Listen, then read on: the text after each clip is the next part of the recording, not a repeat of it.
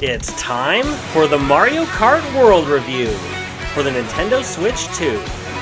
So here we go, my first review on Nintendo's newest console. I wanted to review something special and release it on this date, and I think this is a great choice because today is my 16th anniversary review. Thank you again to everyone who supported my channel, and I hope you enjoy this review. Let's go! So what is Nintendo going to do with its best racing franchise, since Mario Kart 8 Deluxe, including all its DLC, is nearly a perfect racer? Well, they sure like to come up with new ways to play, and this game is no exception. To begin with, we have the standard Grand Prix, which includes 4 tracks in a set. When you finish a race, you receive points relative to how you placed in that race, and whoever has the most points at the end of the cup wins. This is very standard, and I don't think there's anyone who's played at least one Mario Kart game before will be unfamiliar with this. There's a big twist in this game though. Normally, you begin the next course as business as usual, but in Mario Kart World, you begin on the previous track, but then take a different route that leads you to the next course, and you treat this transition track like a normal race. This part counts as multiple segments of the entire course itself, and when you finally reach the actual next track, you only race for one lap before you're finished. I'm not too sure I like this. These intermission tracks are interesting and definitely different, but I don't think I really like only playing one lap on the track you're racing towards. I think it should be at least 2 laps, but I honestly wouldn't mind 3 like normal. The quality, shall we say, of the intermission tracks isn't the same as an actual course. It's hard to describe why, but I think the most concrete reason is because most of these intermission tracks are too much like a straight line, which can feel a little boring. Sure, there are some bends and curves, and there's lots of different elements, hazards, and even different areas to race on, but compare this to a normal track and you can feel the difference, and ultimately I like the traditional tracks better. It'll of course be a matter of personal preference on whether someone likes this new style or not. As for me, honestly, I kind of wish it was the classic design with more levels instead of intermission tracks. Sure, it's really cool how all the courses connect on one giant map, but maybe it's because I'm so used to the don't fix what's not broken Mario Kart formula that it's making me wish it was more like the classic style. It's not bad, and it's overall fun, but at the same time, it's very difficult to disconnect your bias with the former games when playing this. The courses themselves are great, with lots of spectacle, different routes to take, and some of them are quite huge, which just makes it better. Some are brand new, with others being from past titles, but with new updates to give them a fresh look and feel.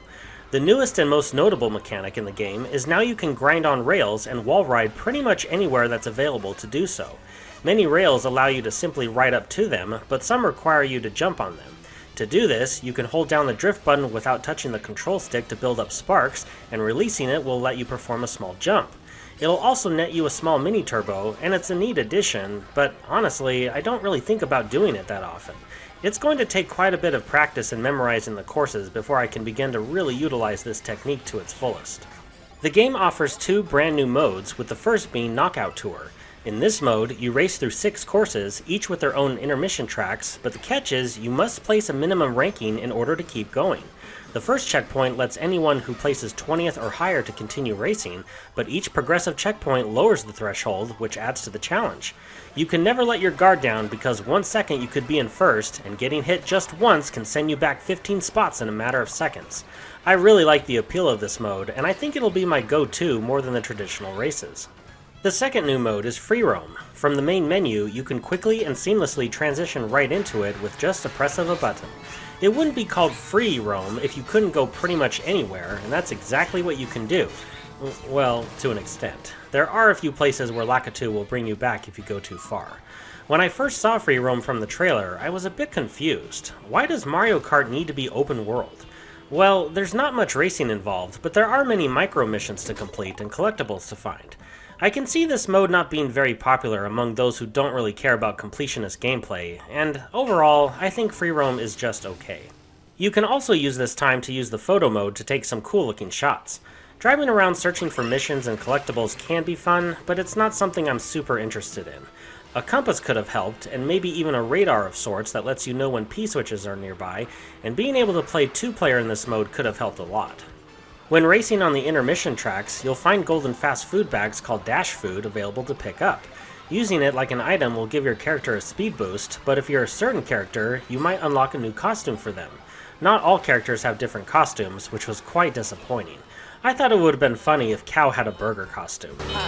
The graphics look fantastic, as the game runs in 2K and 60 FPS when docked, and I didn't experience any frame rate dips.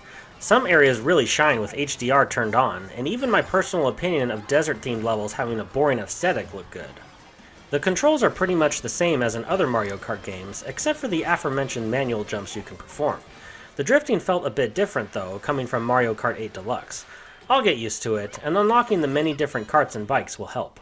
Speaking of, you can unlock different characters just by playing the game normally, but other characters can be unlocked with the help of Kamek.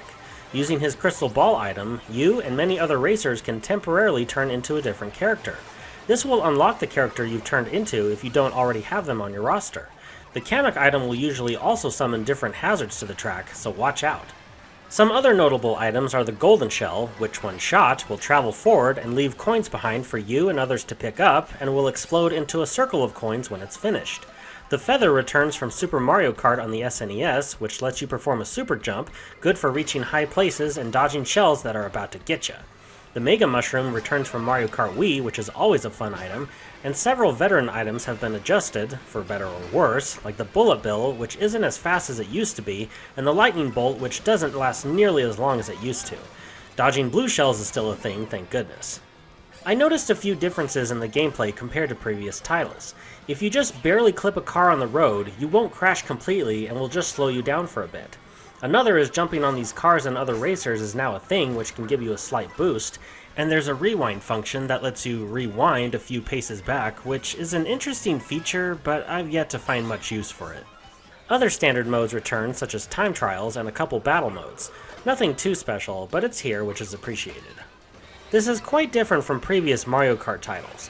On the one hand, it's nice to see something new with the intermission tracks, but at the same time, I feel like Nintendo is forcing a new way to play just for the sake of it when it probably didn't need it to begin with. The initial number of tracks is kind of disappointing, especially if you're used to all 96 courses in Mario Kart 8 Deluxe. But I don't think it's too fair to compare this.